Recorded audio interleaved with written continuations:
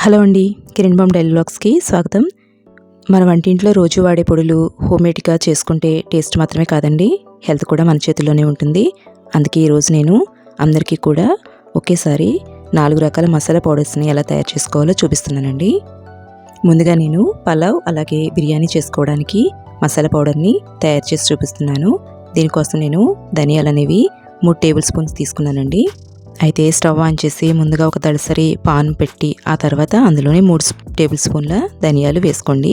ఆ తర్వాత ఒక 3 బిర్యానీ ఆకులు, తర్వాత లవంగాలు, అలాగే యాలకులు. ఇక్కడ నేను ఏ విధంగా అయితే కొలతలతో సహా మీకు అక్కడ మెన్షన్ చేశానండి, చూపించాను. ఆ విధంగా వేసుకున్నట్లయితే మనకి బిర్యానీ పౌడర్ అనేది అరోమా చాలా బాగుంటుందండి. అదేవిధంగా మిరియాలు అనేవి 1 స్పూన్ వేసుకోవాలి. అయితే కొన్ని అనేవి టేబుల్ స్పూన్స్తో వేసుకున్నాము, మరికొన్ని స్పూన్స్ మాత్రమే వేసుకున్నామండి. మీరు స్పూన్ బట్టి కూడా మీరు తెలుసుకోవచ్చు అనమాట. అలా కనుక వేసుకున్నట్లయితే మనకి ఈజీగా అర్థమవుతుంది కాబట్టి అన్ని స్పూన్స్తోని, అలాగే ఏ విధంగా అయితే చిన్న చిన్న ముక్కలు అలాగే 1 or 2 అయితే కనుక నెంబర్ అనేది చూసి మరీ చెప్పానండి. ఇందువల్ల మీరు ఈజీగా ఇంట్లో కూడా ఈ పౌడర్ అనేది చక్కగా చేసుకోవచ్చు. ఈ పౌడర్ ముఖ్యంగా వర్కింగ్ ఉమెన్స్కి బాగా ఉపయోగపడుతుందండి. ఎర్లీ మార్నింగ్ మనం ఏదైనా రెసిపీస్ తయారు చేయాలి కదా పిల్లల కోసం, మన కోసం కూడా. అలా చేసుకునేటప్పుడు స్కూల్కి కానీ కాలేజెస్ కానీ ఆఫీసెస్ కానీ వెళ్ళేటప్పుడు మనం ఈజీగా త్వరగా అయిపోవాలి అంటే ఇలాంటి మసాలాలు తయారు చేసి పెట్టుకున్నాం అనుకోండి, మనం ఎర్లీ మార్నింగ్ ఈ మసాలా కోసం టైం తీసుకోవాల్సిన అవసరం ఉండదండి. ముందుగానే ప్రిపేర్ చేసుకొని ఫ్రిడ్జ్లో కనుక ఉంచుకున్నట్లయితే ఈజీగా మనం బాక్స్లు అనేవి రెడీ చేసి పెట్టేయచ్చు అనమాట. అందుకే నేను బిర్యానీ అలాగే పులావ్ మసాలా అనేది మీకు చూపించానండి. దీన్ని మనం వెజ్ కర్రీస్లోకి, వెజ్ బిర్యానీలో కూడా వాడుకోవచ్చు అనమాట. చాలా టేస్టీగా ఉంటుందండి. ఇంకా తర్వాత నేను ఒక వెజ్ మరియు నాన్ వెజ్ కర్రీ మసాలా ఎలా తయారు చేయాలో చూపిస్తున్నానండి. ఈ కర్రీ మసాలా అనేది ఒకటి తయారు చేసి పెట్టుకున్నామంటే మనకి వెజ్ కర్రీస్ కానీ నాన్ వెజ్ కర్రీస్ కానీ చాలా ఈజీగా ప్రిపేర్ చేసుకోవచ్చండి. అలాగే చాలా టేస్ట్ అనేది కూడా ఇంక్రీజ్ అవుతుంది. అయితే ముందుగా నేను దీనికోసం 1 కప్పు ధనియాలు అనేవి వేపుకున్నానండి. ఇంకా తర్వాత 3 చెంచాలు జీలకర్ర తీసుకున్నాను. అయితే మీరు చూస్తున్నారు కదండి, చెంచాలు అలాగే టేబుల్ స్పూన్స్ అయితే కొంచెం పెద్దవిగా ఉంటాయి. అలాగే ఇవన్నీ కూడా చెంచాలు అనమాట, చిన్నవి తీసుకున్నాను. ఇంకా తర్వాత సోంపు అనేది 2 చెంచాలండి. సోంపు అనేది వేసుకున్నట్లయితే మనకి హెల్త్ కూడా చాలా మంచిదండి. మనకి అజీర్తి ఇలాంటివి ఏమైనా ఉన్నా సరే మనకి ప్రాబ్లమ్స్ అనేవి రాకుండా ఉంటాయి అన్నమాట. ఇంకా తర్వాత మిరియాలని 1 స్పూన్ వేసుకున్నాను. ఇంకా తర్వాత 10 నుంచి 12 వరకు కూడా మనం ఎండుమిరపకాయలు వేసుకోవాలండి. అయితే ఇదంతా వేపుకోవడం అనేది ఒక పెద్ద ప్రొసీజర్గా అనిపించవచ్చు, కానీ బయట కొనే పొళ్ళు అనేవి మనకి ప్రిజర్వేటివ్స్ అని కలుపుతారు కాబట్టి మనం ఇంట్లో తయారు చేసుకుని వాడుకున్న పొళ్ళు అయితే హెల్త్ కూడా చాలా మంచిదండి. అందువలన మ్యాక్సిమం ఇంట్లో తయారు చేసుకున్న పొళ్ళు అయితే బాగుంటుందని నా ఉద్దేశము. అందుకే మీతో కూడా నేను ఈ రెసిపీని షేర్ చేసుకుంటున్నానండి. ఇంకా తర్వాత ఇవన్నీ కూడా డ్రై రోస్ట్ అనేది బాగా చేసుకోవాలండి. ఇవన్నీ వేగిన తర్వాత ఒక చక్కని అరోమా అనేది వస్తుందండి. అదేవిధంగా మనం బిర్యానీ ఆకుని పట్టుకొని మనం ఇలా చిదిమినా సరే అది వెంటనే ముక్కలవుతుంది. ఇంకా అదేవిధంగా ఎండుమిర్చి కూడా ముక్కలైపోతుంది.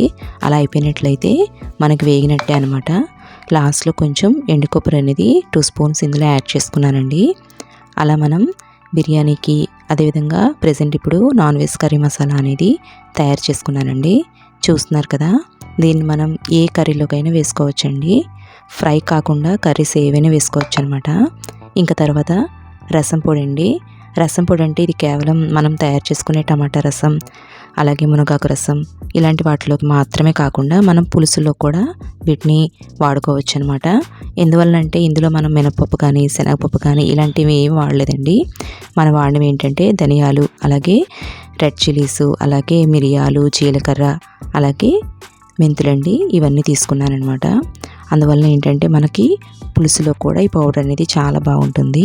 ముఖ్యంగా ఇందులో మెంతులు వేయడం వలన పులుసులకు టేస్ట్ అనేది బాగుంటుందండి.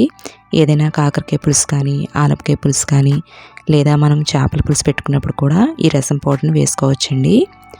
ఇంకా తర్వాత లాస్ట్ అండ్ ఫైనల్గా సాంబార్ పొడి ఎలా తయారు చేయాలో చూద్దామండి.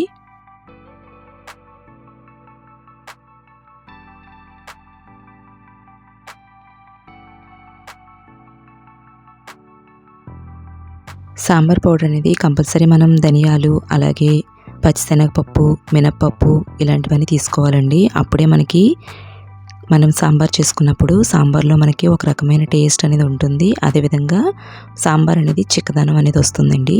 కొంతమంది బియ్యం కూడా వేసుకుంటారు సాంబార్ పొడి చేసుకున్నప్పుడు. కానీ నేనైతే మాత్రం సాంబార్ పొడి చేసుకునేటప్పుడు బియ్యం అనేది వేసుకోలేదండి. కేవలం పప్పులు మాత్రమే వేసుకున్నాను. ఇంకా తర్వాత మెంతులు, జీలకర్ర, మిరియాలు, ఎండుమిరపకాయలు ఇవన్నీ కూడా మనకి ఎంత కావాలనేది అక్కడ నేను మెన్షన్ చేశానండి. అన్నీ కూడా 1 టీ స్పూను, అదేవిధంగా 2 టీ స్పూన్లు, లేదా మనం ఈ తీసుకున్న ఎండుమిర్చి మాత్రం మనకి ఎంత కావాలో అంత తీసుకోవాలండి. అంటే కారాన్ని బట్టి మనం తీసుకుంటే బాగుంటుందన్నమాట. చూస్తున్నారు కదా, ఇవన్నీ కూడా బాగా వేగిపోవాలండి. అలా వేగినట్లయితేనే మనకి మంచి అరోమా అనేది వస్తుందన్నమాట.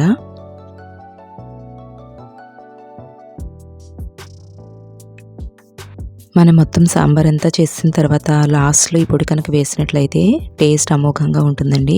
చాలా బాగుంటుంది. ఇంకా తర్వాత నేను ఇందులోని లాస్ట్లో కొబ్బరి పొడి కూడా యాడ్ చేసుకున్నాను. అందువలన టేస్ట్ అనేది ఇంకా ఇంక్రీజ్ అవుతుందన్నమాట. ఇలాంటి పొళ్ళన్నీ కూడా ఒకేసారి తయారు చేసుకొని ఏదైనా ఒక ఎయిర్ టైట్ జార్లో, అంటే గాజు సీసాలో కనుక తీసుకొని ఫ్రిడ్జ్లో కనుక పెట్టుకున్నట్లయితే మనకి దగ్గర 1 నుంచి 2 నెలల వరకు కూడా మంచి అరోమాతో పాడవకుండా ఉంటాయండి. అయితే వాడిన ప్రతిసారి కూడా తడి స్పూన్స్ మాత్రం పెట్టకూడదు. అలా కాకుండా మనం నిల్వ చేసుకున్నట్లయితే చాలా బాగుంటుంది టేస్ట్ అనేది.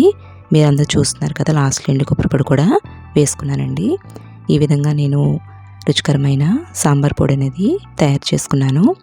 మీ అందరికీ కూడా ఈ పౌడర్స్ అనేవి చాలా యూజ్ అవుతాయని నాకు తెలుసు. ఒకవేళ కనుక నేను చేసిన ఈ రెసిపీస్ కనుక, అంటే ఈ పౌడర్స్ కనుక మీకు నచ్చినట్లయితే తప్పకుండా నా ఛానల్ని సబ్స్క్రైబ్ చేసుకోవడం మాత్రం అస్సలు మర్చిపోవద్దండి. అలాగే ఈ రెసిపీస్ ఎవరికైనా ఉపయోగపడతాయి అనుకున్నట్లయితే తప్పకుండా షేర్ చేయగలరు. థ్యాంక్ యూ అండి. Thanks for watching. Thank you so much.